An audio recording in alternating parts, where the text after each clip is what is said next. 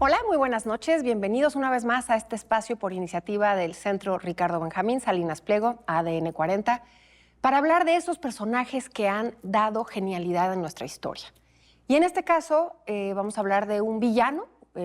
Quizá es momento de sacarlo de ese casillero, porque sí hubo muchas cosas que se pueden rescatar de este personaje fundacional, ahora que estamos recuperando esa parte de nuestra historia. Y me refiero a Hernán Cortés, al temidísimo Hernán Cortés, pero también desconocido en su vida. Como siempre, me acompaña mi querido Gerardo Laveaga en este personaje, Gerardo, que en nuestra historia nos genera un escozor, un profundo desconocimiento y sobre todo ha sido víctima de ese nacionalismo que, muy recalcitrante del siglo XX, no nos permite entender a este hombre. No se me ocurre, Isabel, que haya un personaje en la historia de México más controvertido que Hernán Cortés.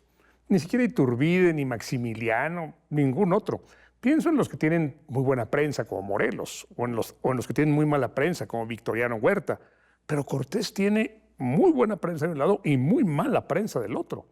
A mí no me simpatiza Cortés, debo decírtelo, pero tengo que reconocer que era un genio militar, político y de logística. Era un genio por donde lo mires. Pero ojo, no me simpatiza. Me parece que su crueldad opaca muchas de sus virtudes.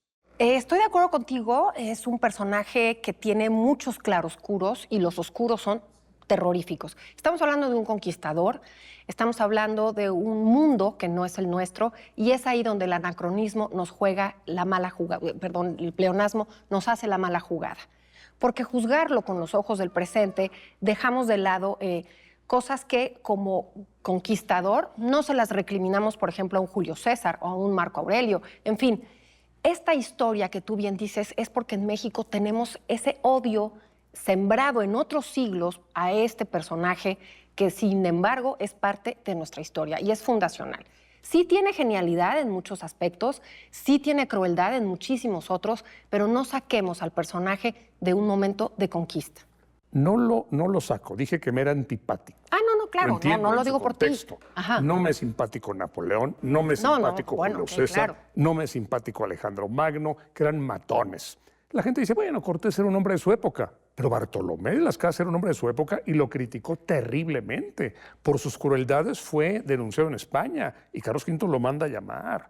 O sea, vamos, sus crueldades eran crueldades hoy y fueron crueldades hace 500 años. Y era de una ambición desmedida, siempre quería más. Nunca dijo hasta aquí. Cuando yo pienso en personajes como Bismarck, como Ataturk, que dijeron yo quiero de aquí a acá y de acá a acá, y ya, siempre quería más. Estaba enfermo de ambición. Cortés. Creo que es una de las visiones de esta historia de Cortés. No son todas, yo discrepo en este sentido, porque una ambición desmedida genera un saqueo. Y lo que podemos empezar a hablar de Cortés, permíteme poner al personaje ya in situ, es un hombre que nace, digamos, no con una gran fortuna, ni muchísimo menos, y este mundo que se estaba abriendo y esta gran aventura, pasa mucho tiempo en ese Caribe devastado, un Caribe que ni siquiera tenía ya población, vive 8 años en la Española, y entre Cuba y en la Española, en estas islas, y será parte de estos hombres, de estos peones del poder que tienen que abrir el mundo y desafortunadamente o afortunadamente, no le pongamos adjetivo, llegar a ese nuevo continente, que si no hubiese sido él, hubiese sido otro. Llega 2 expediciones previas que son repelidas por los mayas. Y con esa astucia de la que tú hablabas en un principio del programa y con esa genialidad de conquistar y de hacerse de la adversidad a su favor, logra penetrar en el continente y empieza a desplegar eso que yo te digo. Tenía una visión no nada más de ambición, de económica, y la gente piensa que era multimillonario. Era multimillonario. No, pero nuestros términos, lo que él buscaba, que se buscaba en muchos otros conquistadores, era, no podemos quitar ese mundo religioso. No era un hombre de, digamos, no era una teocracia lo que se estaba viviendo, pero no podemos quitarle a ese mundo de conquistar nuevas tierras para la corona, para el rey y para Dios. Esa parte no la hemos estudiado bien con respecto a Hernán Cortés y esa legalidad a la que se adhiere. ¿Por qué? Porque no es una destrucción infinita. Además hay una cosa, las fuentes adversas a Cortés, que incluso Bartolomé es una de esas fuentes muy sesgadas, Él no quería esa destrucción total de la ciudad. Quería, obviamente, conquistar, pero no se nos olvide el factor de descontento de los miles de indígenas que lo van a apoyar. Entonces, es un poco más medido. Cortés empieza su vida como estudiante de Salamanca, estudia latín, estudia derecho, le queda muy chiquita España. Sí. Y se une a Diego Velázquez para conquistar Cuba. Acompaña a Velázquez, Velázquez dice, qué tipo tan listo, rápidamente lo nombra su número 2 y rápidamente lo hace gobernador de algunas de las provincias cubanas. Y él quiere más, no está contento ni en Salamanca, ni con Diego, ni en la Española antes, y lo convence para que le financie una expedición al continente. Y Diego Velázquez lo hace, y luego ya conocía a Cortés. Cortés era un mujeriego, y le molestaba mucho eso a Diego Velázquez. De hecho, se casa con la cuñada de Diego Velázquez y la engaña rápidamente, Catalina. Y Diego Velázquez ya no lo quiere, y ¿sabes qué? Ya no te doy permiso. Dice, yo no hago caso. Y sale con un montón de barcos, con 11 barcos y con 700 soldados, la emprende a Cozumel.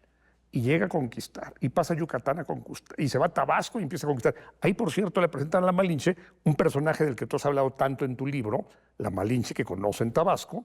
Está en una de tus mujeres notables de tu excelente libro. Gracias. Y sigue la marcha, arrasando lo que encuentra. Llega a Cholula, hace una matanza sin pies ni cabeza, pero tiene un acto de genialidad que ahora voy a mencionar. Pero tú quieres decir algo. No, es que, y nos quedamos ahí en Cholula.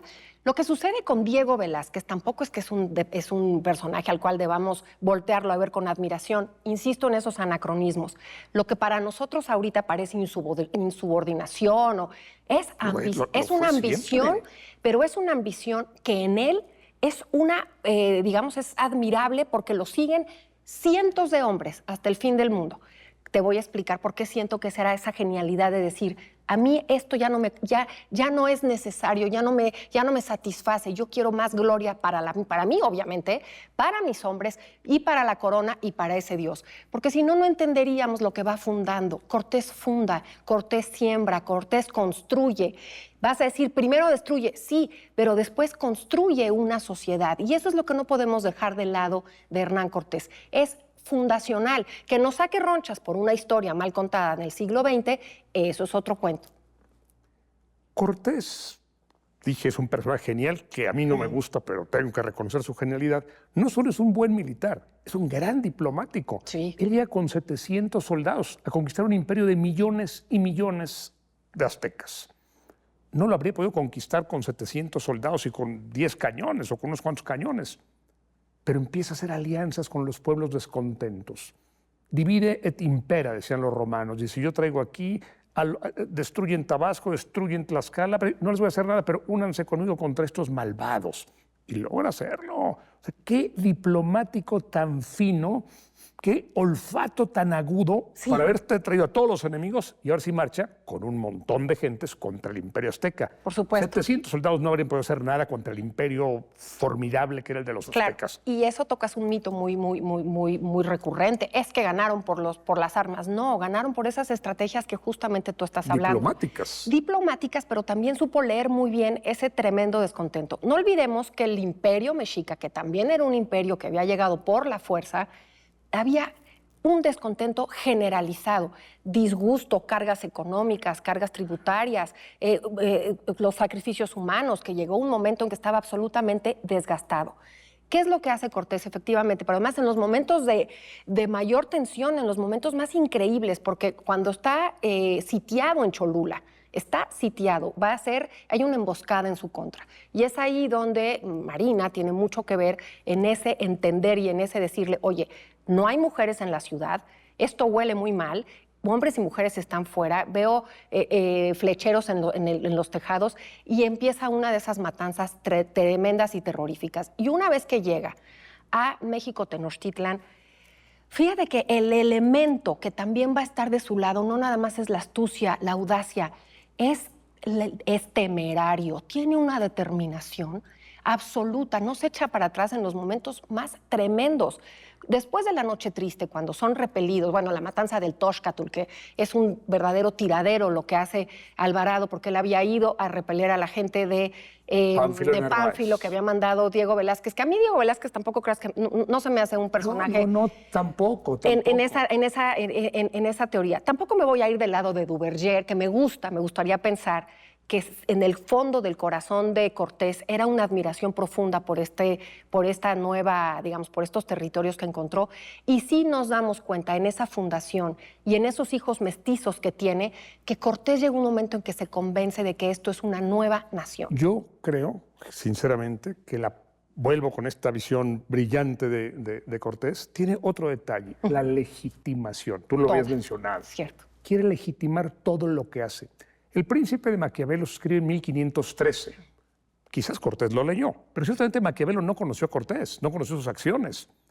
Si hubiera conocido lo que hizo Cortés, Cortés sería un personaje clave de la obra del Príncipe. En este librito, Cartas de Relación, justifica todas sus matanzas y todas sus perversidades, todas sus crueldades. Y además se rodeó de un grupo de amanuenses y de escribanos, como Bernal Díaz del Castillo, que justificaban todo lo que él hacía. Tuvo gente que contó su gloria, o sea, supo de mercadotecnia, supo de un director de comunicación social. Déjame leerte esto, porque le dice al rey, son 2 parrafitos rapidísimos, y te dejo hablar. Hasta hoy visto en ninguna parte, y es que todas las veces que alguna cosa quieren pedir a sus ídolos, dice Cortés de los aztecas, para que más aceptación tenga su petición, toman muchas niñas y niños, y aún hombres y mujeres de más edad, y en presencia de aquellos ídolos los abren vivos por los pechos y les sacan el corazón y las entrañas y queman las dichas entrañas y corazón delante de los ídolos. No hay año en los que hasta ahora hemos descubierto y visto que no maten y sacrifiquen hasta 3,000 o 4,000 ánimas. Vean vuestras reales majestades si deben evitar tan gran mal daño. Y si cierto, Dios nuestro Señor será servido si por mano de nuestras reales altezas estas gentes fuesen introducidas e instruidas en nuestra muy santa fe católica y conmutada la devoción, fe y esperanza que en estos sus ídolos tienen en la divina potencia de Dios. Majestad, señor Carlos V, permítame acabar con estos indios miserables, por favor, porque vean lo que hacen. Esto es legitimación, esto es genialidad política. Política y religiosa, que están pegadas en ese mundo. No podemos dividirlas. En ese mundo lo religioso y lo político estaban junto con pegado. Entonces lo que hace Cortés genialmente, lo dices muy bien, es exactamente pegar en el blanco. No podemos permitir, y Gerardo, pongámonos en sus zapatos, hay que tratar de entender un poco.